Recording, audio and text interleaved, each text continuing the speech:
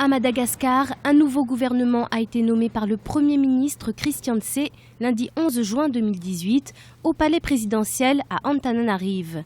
Il s'agit d'un gouvernement d'union nationale comme décidé par la Haute Cour constitutionnelle, la plus haute juridiction du pays. Parmi les 30 membres du nouveau gouvernement, 6 ministres proviennent de l'opposition, 4 sont membres du MAPAR, le parti de l'ancien président de la transition, Andj Radzoel.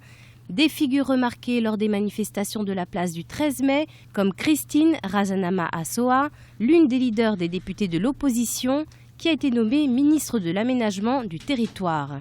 Le gouvernement de Christian Tse est maintenant mis en place après diverses négociations. La formation de ce gouvernement est issue d'un dialogue entre différents acteurs politiques de la crise à laquelle nous mettons fin ce jour. Nous espérons maintenant pouvoir tenir une élection transparente, inclusive et acceptée par tous. 2 ministres sont issus du team, le parti de l'ancien président Marc Ravalomanan, le député Guy Riveau Randrianarizoa. Un de ses proches est nommé ministre de l'Industrie et du Développement du secteur privé. Même si la volonté du Premier ministre malgache pour la formation d'un gouvernement d'union nationale est affichée, la plupart des ministres sont issus de la majorité présidentielle.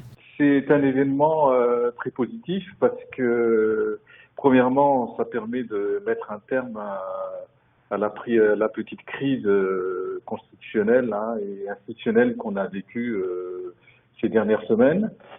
La démocratie à Madagascar a du mal à s'implanter, mais on a vu quand même ces 4 et 5 dernières années que la normalisation s'est faite. Donc ce gouvernement permet de stabiliser la situation et d'aller de l'avant.